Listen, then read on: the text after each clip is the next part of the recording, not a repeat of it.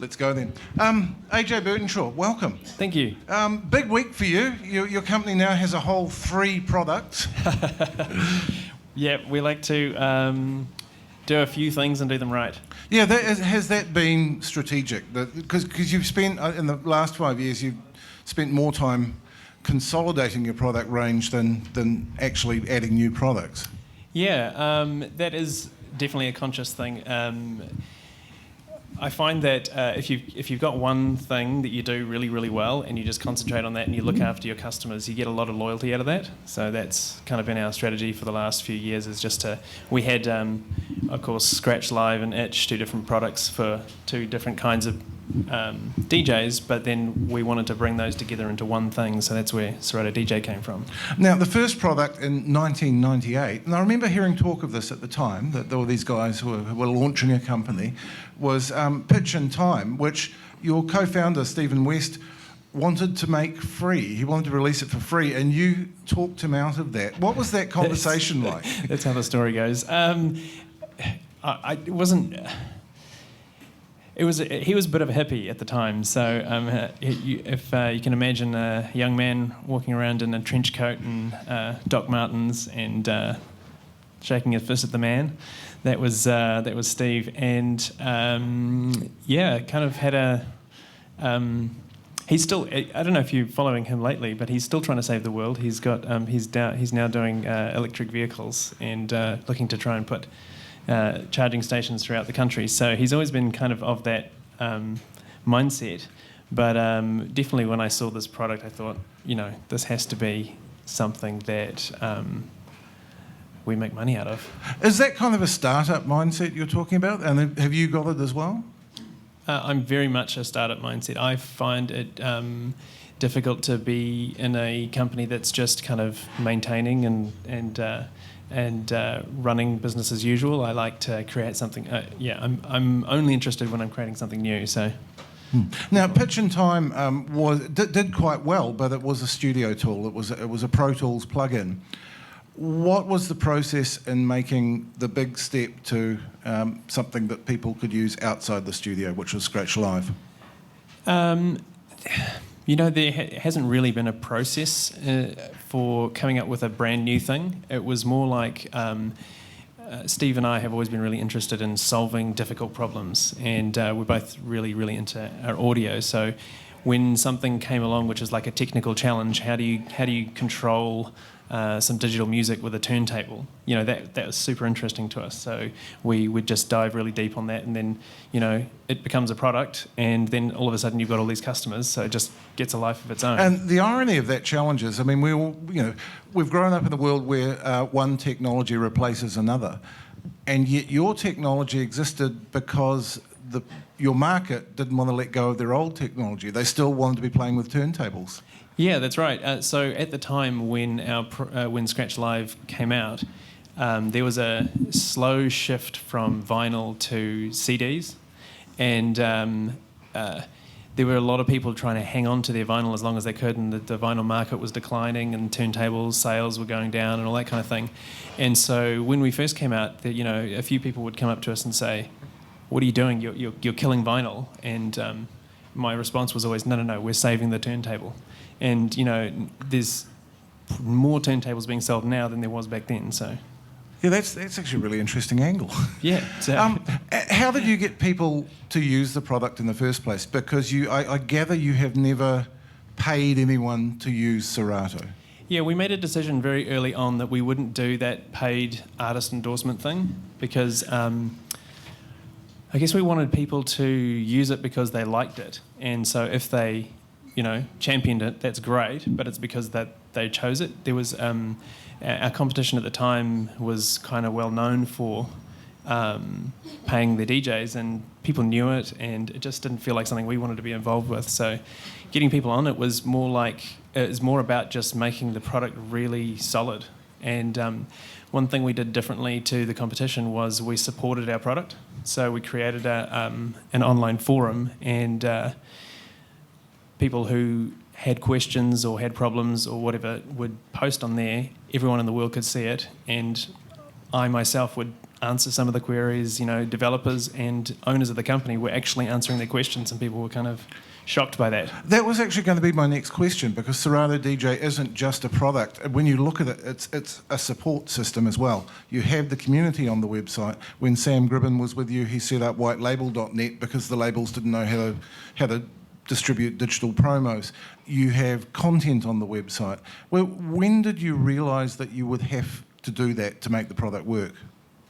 Look, our company is made up of people who use our own products. So a lot of the stuff that we do just is born out of, well, what would we want? What would we want if we were using this product? Or in fact, they are using it. So it's just a natural progression. We don't have a very corporate approach to what we do. It's very much user centric. So everything is all about, well, how is this going to be easier to use? How are people going to love this product? It also seems to be about relationships. I mean, you had to, right from the outset, decide that you weren't going to make hardware. So you had to go and talk to hardware companies. You had to talk to DJs, I presume. Was that a challenge? Was that a learning experience? Getting the hardware companies on board? Well, just, forging all those relationships. Yeah. The thing that's really made a lot of that stuff a lot easier is the product itself. The software is just really good, I guess. And when we went to the States we designed the original hardware, the box that people plugged in, and we didn't want to make it though. We didn't want to be in the game of making things out of metal and putting them in warehouses and worrying about if they're overstocked or understocked or any of that stuff. We just, for Steve and myself, software made a whole lot of sense and hardware didn't. So we basically took the design to a trade show and we showed it to a couple of companies, and Rain jumped on board and said, that looks great, we'll make it. They took the design, they made it slightly better and put it out. And I don't think we've never really had, our relationships have always been super important to us, but once you get a couple of really interested partners on board, the others kind of watch with interest, and then even the ones that are really tricky to get, they eventually come around. So, what was the key? What was the game breaker? Was there one DJ picking it up that really made the difference? I don't think so. It was more like a critical mass kind of a situation. So for the first year of Scratch Live being out, we were selling hundreds a month, and then it suddenly went from hundreds to thousands, like from 1 month to the next. It was like I did this little calculation where I tried to figure out the size of the DJ market based on, turntables and a bunch of other things. And I'd heard this thing that once you hit 1% of a population, that's critical mass, and it just goes crazy. And it was really weird because it was pretty much from the number I figured out when we hit it then, it went from, a few hundred a month to several thousand a month, and then just blew up from there. So there were at the beginning there was our very first beta tester is A-Track, and he's very respected in the sort of DJ and scratch community, and DJ Jazzy Jeff, he was a huge early adopter as well, and he was I often meet people who've been in the game for many years who say to me, I was one of the first guys and I told this person and that person and that person, and so it was very much a word of mouth thing. And back then, staff was about 4, so we didn't have a marketing budget. We didn't, take out ads in DJ magazines or anything like that. But we were up against a pretty big company, Stanton, who had a similar product, and they were pretty much advertising the heck out of it, but not supporting their customers. So people would buy their product, get really annoyed with it, come on our forums, discover that everyone was happy with ours, and then they'd switch. And so it was... You also had some government assistance along the way, NZTE and other agencies. Did the system work for you? Not early on. We didn't really pay much attention to that kind of stuff. Around about the time we did white label and that kind of thing, we started to realise, hey, we could probably get some help from the government. And so, some of our staff have taken on the job of trying to get grants out of the government, and we've had a few over the years. We had one recently from the Callaghan Institute. NZTE has been very helpful to us. But yeah, at the beginning, we were quite naive about what was available to us, and so we just kind of had to make it on our own. I think one thing a lot of people probably don't know is that you are still literally a family company. Your dad was involved right from the beginning. If you look at the shareholdings, your family's in there. Has that made a difference to the way you've done things? I guess so.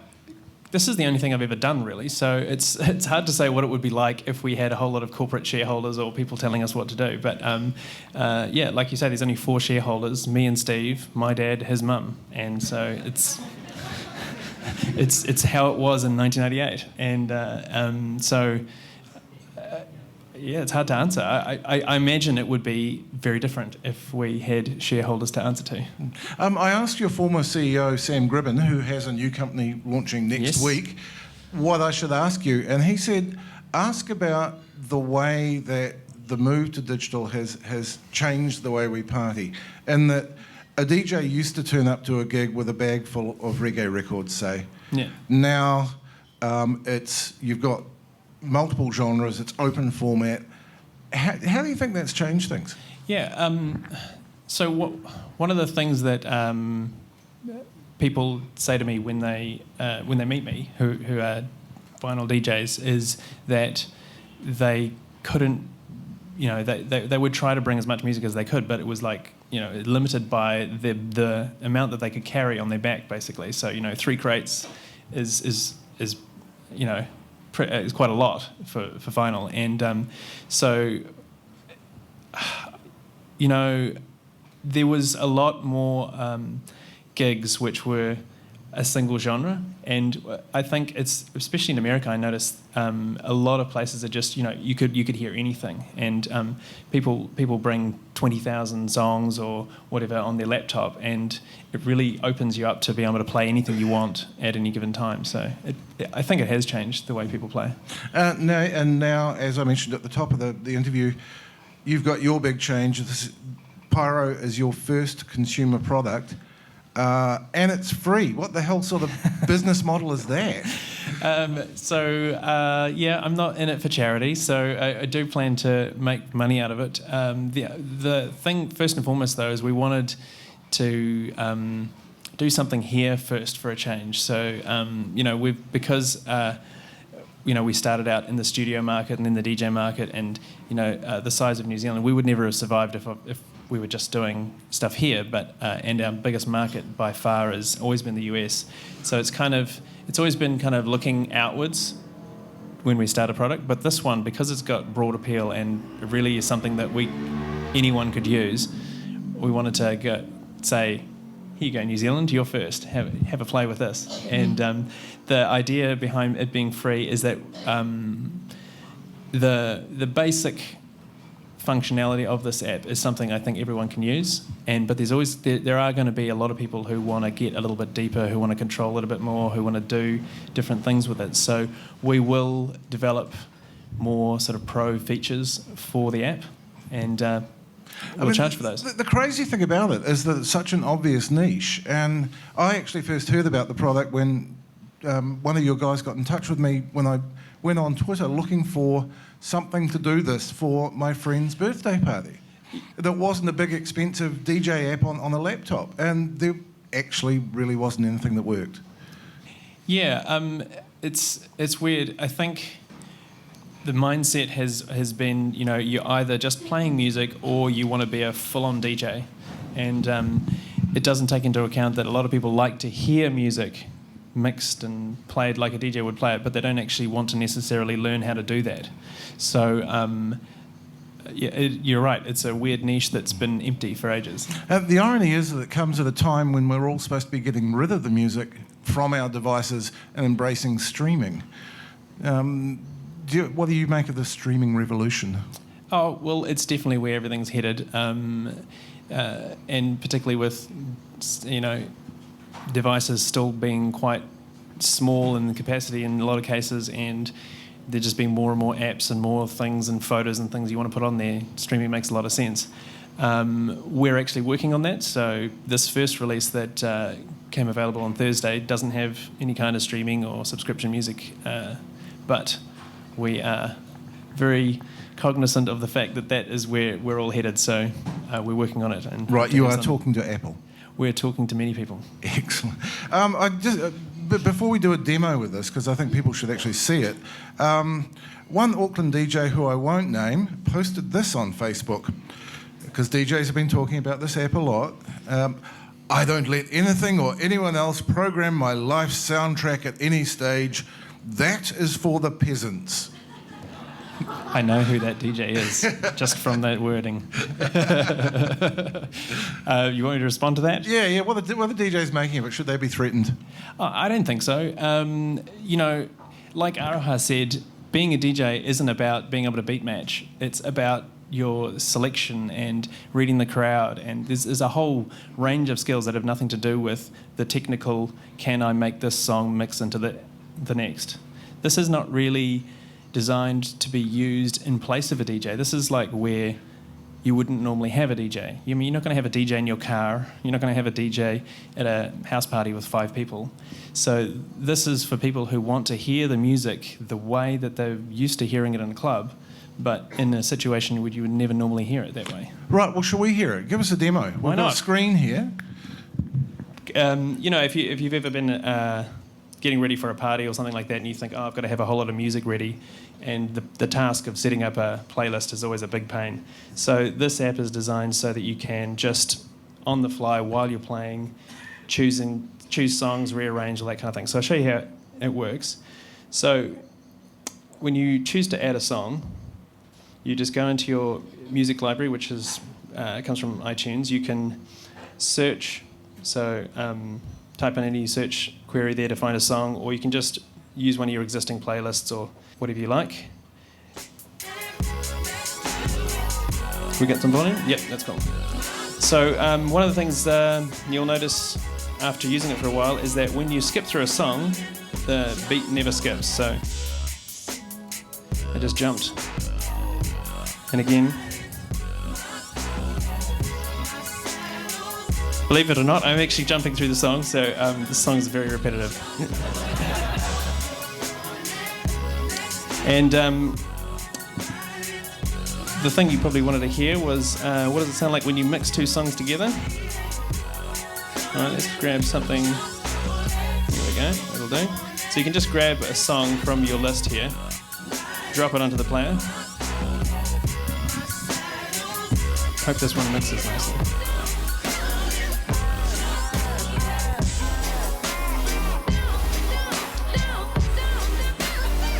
Hey! Good, it worked. And so part of what makes this app really, really easy to use is that you, while you're playing your song, if you want to add more songs to your playlist, it's not going to interrupt your playing. You don't have to stop the song and then go and look for a playlist. You can search throughout the rest of your list and grab a song. Here we go, milkshake, that's good. And rearrange the order as your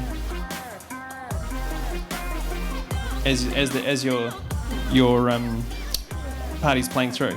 Now, what happens is no matter what you're doing, if you leave it, you walk away, it's going to just mix when it gets near the end of the song. It's going to mix to the next one.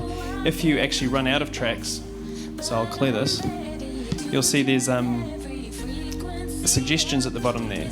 So it's going to just basically keep playing even if you run out of songs. I don't know what that suggestion is. You can put those songs back.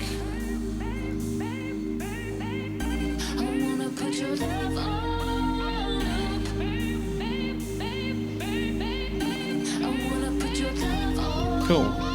All right. One of the things that we decided was really important is sometimes you have a really cool time, you have a good party, and a couple of days later you're thinking that was some really good tracks that were all played.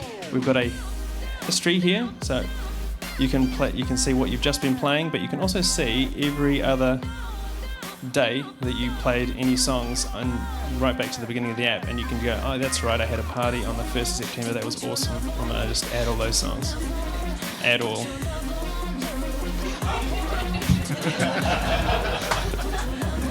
They're not all parties.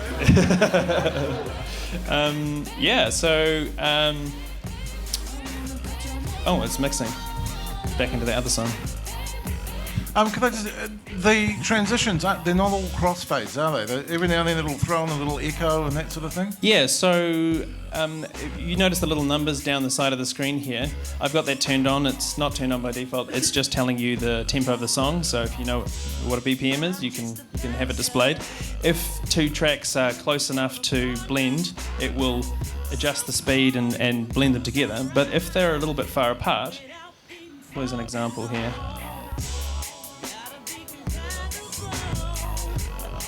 No, actually, good. No, it does. Interestingly, it will also mix together two songs that have got double tempo, so it'll do halves and doubles. So it's actually quite hard to find a song that won't blend.